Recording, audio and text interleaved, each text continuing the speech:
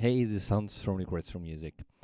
I have recently built the grains and stretch modules, both working with granular synthesis, and both of them were effects or processors or whatever. But actually, after building those, I'm still in the granular mood, so I thought it might be nice to build a module.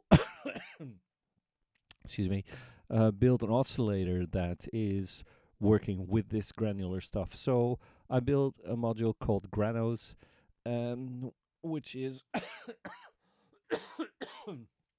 indeed granular oscillation.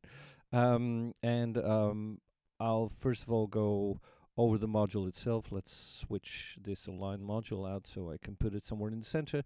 Granoz is a module with one input, which is just a pitch input, and for the rest there's a whole lot of knobs that you can use to switch whatever you want to do with it, and 8 modulation inputs that are freely assignable. So excuse me, in the same manner that I use that in grains. So what does it do?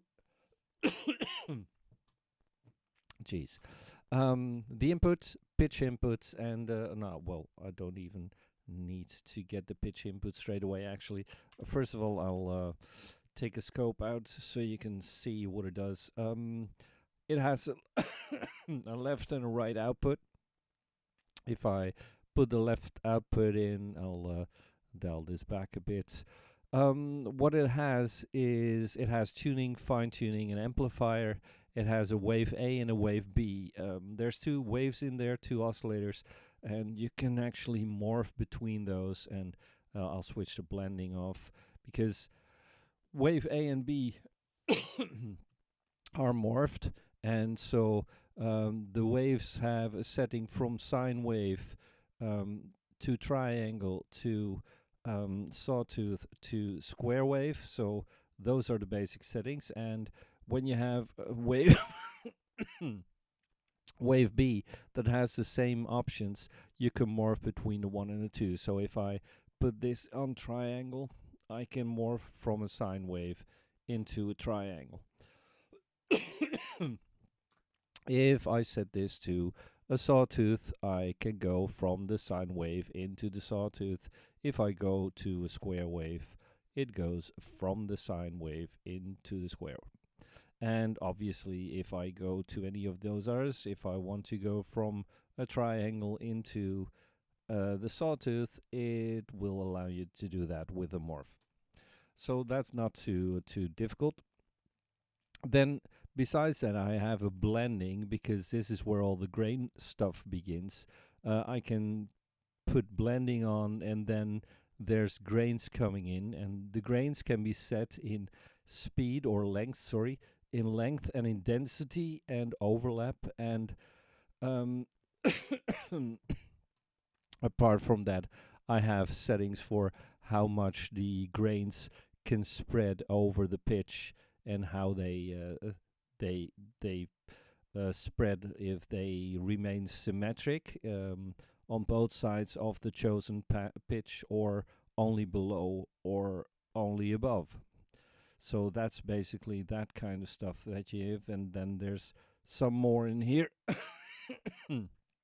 excuse me, with even a scale function for the a scale not to remain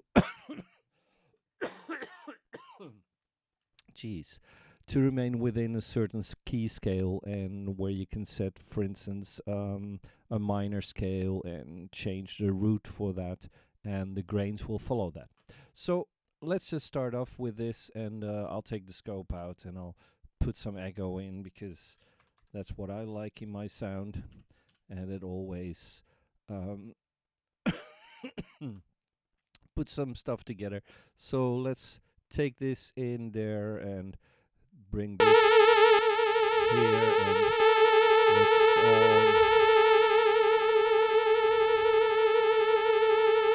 that's the effect you hear is mainly the echoes itself, where I have a very high flutter millisecond. So Let's put that down. I hope you can still hear me enough, otherwise I'll take this down a notch, because it's for the background, of course, there.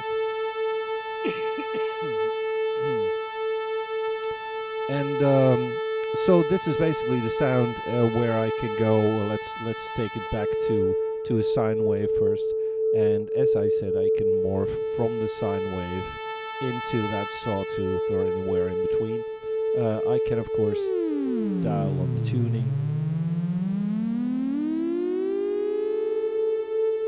and I can do that fine tuning as well. And as said, where the fun happens is when you start using grains. And let's dial it all the way up to blend, so the blend to 100%. So that means that it's only creating those grains at the moment. And of course, the waveforms that you, or the morphed signal that you have selected, is the input for the grains that you're going to use. Then here's the grains in milliseconds, so that means that if I dial this back, I get more short fragments. Yeah, the actual grain fragments, the granular parts of that waveform, and I can set the density for that. So if I dial this fully back at 0 or 1 or 2, I get very short or very few grains, and the length of this is going to decide what it's going to do. Now I'll have to set this back again and set this back.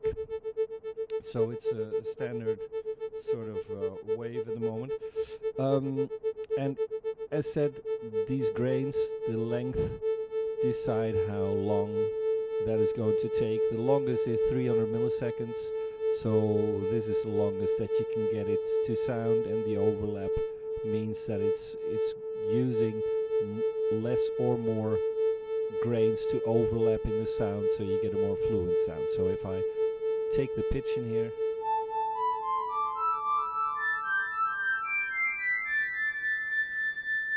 now this is fully granular, and as said, if I take the grain per milliseconds this down, I could get something like this if I take the density up. And if I blend the original sound in,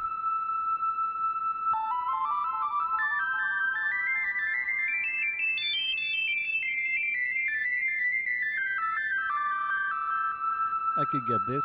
Let's take the blend up again. So I got these grains, and I can use my spread to change the pitch of all of those grains that I get. So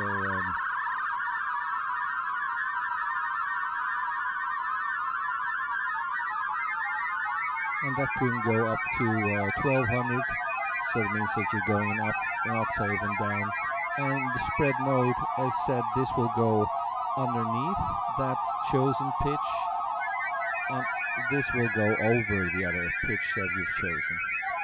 So this, when chosen at a very low setting, it sort of widens that sound. So if I take, for instance, this was at sawtooth, so if I do something like this,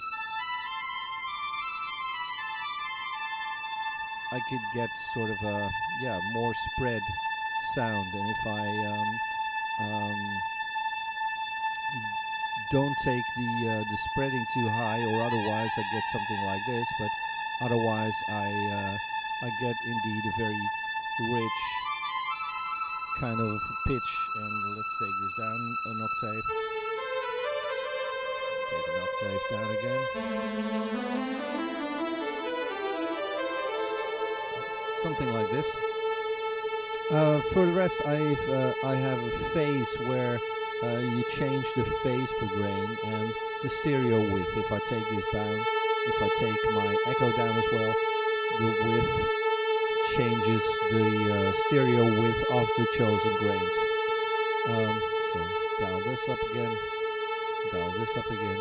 For the rest, I have octaves, which means this setting I have a setting of 3, so 0, 1 or 2 first setting is just 1 octave that you can set.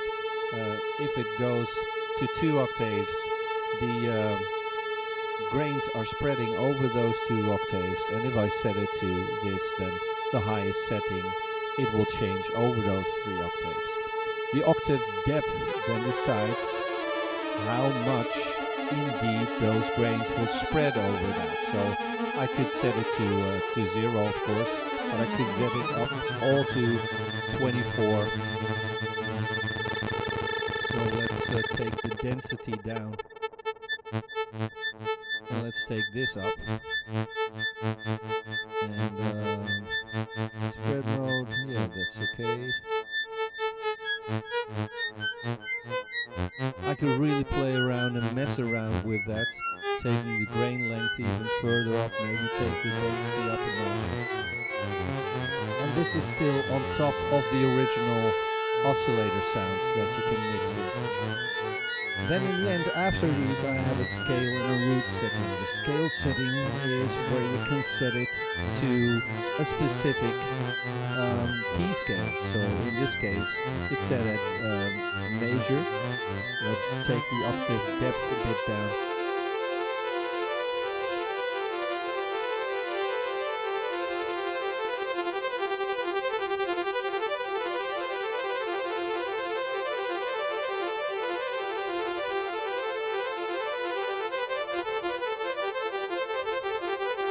And you've got your root notes, so yeah, that can really fill up some of the gaps that you might have over the tone that you have. And of course, if I'm playing a C, it might be best, or when I'm in the scale of C, it might be best to keep within that C scale and maybe do something like a pentatonic major.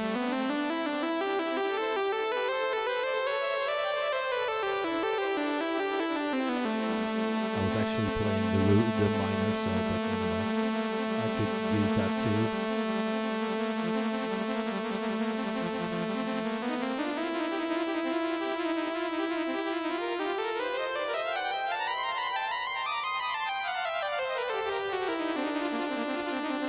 Now this is all good and fine, of course, but let's take this up to the normal blend, so you hear all of those things apart. Let's take the octaves down a bit.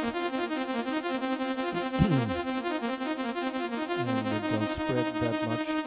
First of all, let's take it down. Of course, I can have those modulation inputs. So what I tend to use are either my normal LFOs. So I could take my, for instance, the double one. So I have six times 3 outputs that I can use to take these.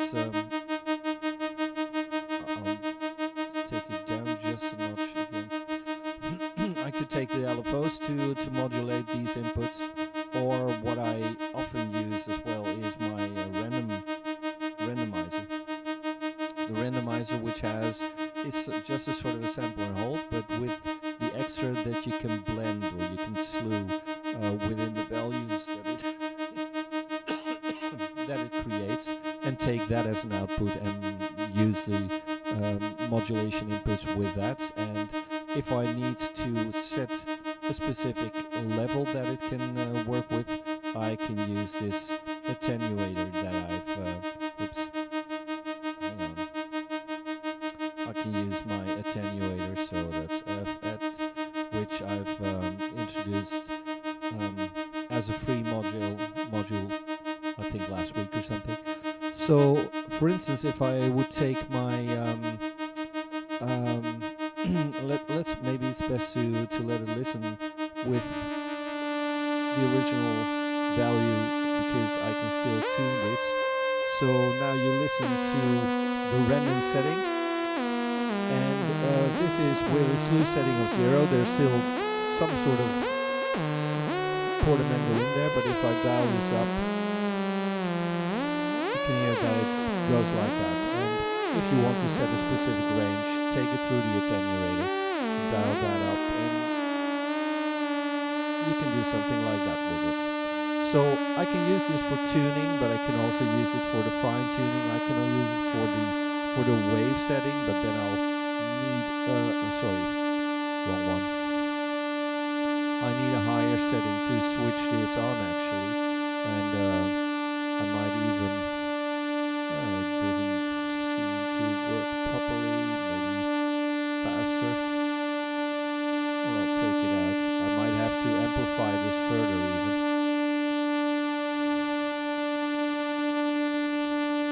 Oh, jeez, that was stupid. I had it set to the other morph that way, so I could switch that, and I could also switch the other one. So take this to wave B. Now it's just switching both of those, and I could take the next one to set the morphing between those.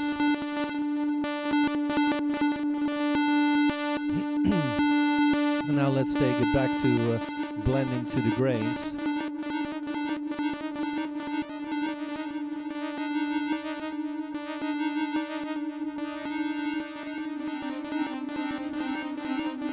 Take the scaling back.